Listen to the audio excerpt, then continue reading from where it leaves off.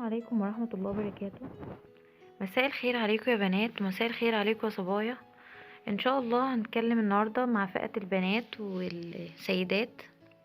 بنات كتير قوي سألتني انتي طلقتي ليه وبتدرسي إيه عندك اولاد ولا لأ، وازاي عايشة. اولا انا هتكلم من موضوع الدراسة. انا معايا معهد حاسبات ومعلومات، قسم كمبيوتر، البريتش انستيتيوت، معهد بريطاني. وخدت بعده دخلت كلية إعلام جامعة القاهرة، تعليم مفتوح. لأن أنا أمنية حياتي وإن أنا أبقى حاجة في التلفزيون، يعني مذيعة، شيف أكلات صحية، يعني سكة الميديا يعني. فأنا حاليا لسه فيه وبدرس فيه، وإن شاء الله لسه لي سنة وهخلصها. وخدت من خلالها كورس لياقة بدنية وتخطيط أحمال وتغذية، عشان ازاي اقدر اخس وافيد نفسي قبل ما افيد غيري. والحمد لله نجحت على نفسي، وبشتغل دلوقتي على غيري، سواء في مجالي.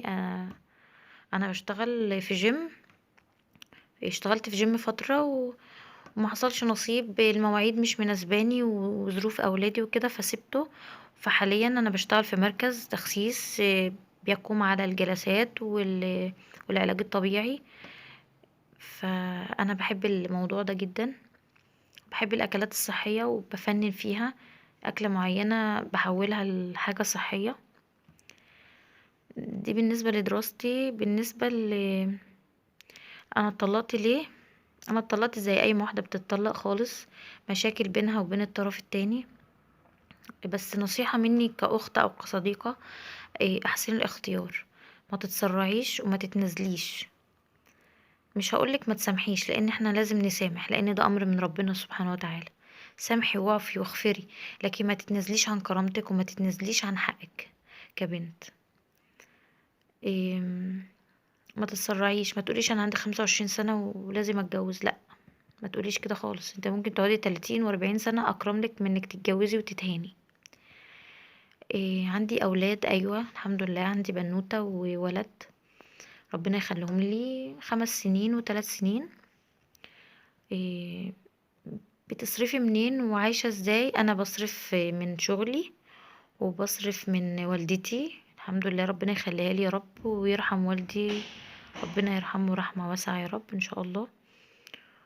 وهو كان سندي في الدنيا، وربنا ان شاء الله يكرمه في المنزلة اللي هو فيها، ويبارك في اخواتي البنات والشباب، لان هم اللي واقفين في ظهري. فانا عايشة ازاي؟ فعايشة مع والدتي وعايشة لوحدي، يعني بين البنين، بقعد مع والدتي فترة وبقعد في شقتي فترة، على حسب يعني المود. إيه سألتوني عندك كام سنة؟ انا عندي 31، وعندي 31 وشهور، يعني سنة دقيقة قوي. و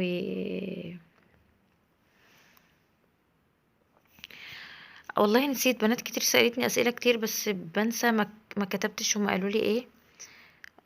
يعني انت قوية ازاي؟ انا قوية لان انا مريت بظروف صعبة جدا جدا جدا، خلتني انكسر فعلا. بس انا كل ما اجي انحني واحس ان انا خلاص هقع، الاقيني بفرد ظهري تاني واقول لا، انا ورايا اهلي وقدامي ربنا وهدفي، واقف لغاية ما وصلت لمرحلة انا ما كنتش احلم بيها، الحمد لله والشكر لله. إيه، انت ازاي بالنسبة للقناة يوميات مطلقة وكده؟ لا، القناة 50% قالوا لي سيبيها، و50% قالوا لي غيريها. فأنا للأسف للأسف للأسف هغيرها، لأسباب كتير جدا. لأن مجتمعنا مش شايف كلمة مطلقة كلمة عيب، وأنا شايفاها مش عيب. أنا كنت هتحدى نفسي وأقول أنا كنت هتحدى نفسي وأقول إن أنا مش هغيرها.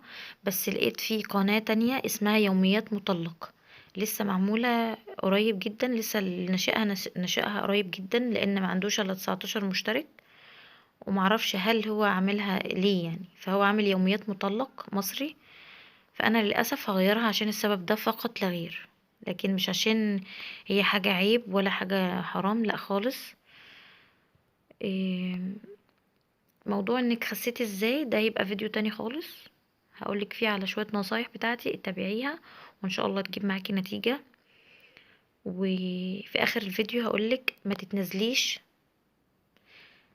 ما تتسرعيش، اختاري صح، احسن الاختيار مرة واتنين وتلاتة وعشرة، وقولي انا ست، انا كل المجتمع مش نصه، انا بربي وبعلم وبدرس وبغطي وبلبس وبحمي وبطبخ وبغسل وامسح واشتغل، بعمل كل الحاجات دي وبشتغل وبصرف على ولادي. حتى لو انت متجوزة واحد ملوش اي لازمة في البيت ومعتمد على ان انت كل حاجة دايراها، ما تبصلوش، بص لنفسك وولادك بس. وانصحك نصيحة لوجه الله، خلي عندك كرامة، لان اللي بتشيل كرامتها بتشيل وراها كل حاجة. وان شاء الله اشوفك على فيديو تاني ان شاء الله، واي استفسار واي سؤال في اي حاجة انا تحت امرك. وتوحشوني، مهاجر حبيبتي، ويوميات ماما بسمة، وسهى، هبة، بنات كتير قوي بتكلمني، واهل الجزائر واهل المغرب والعراق، بنات كتير بتكلمني ويا رب اكون بفيدكم في اي حاجة انا بكتبها او بقولها. واشوفكم على خير ان شاء الله. السلام عليكم ورحمة الله وبركاته.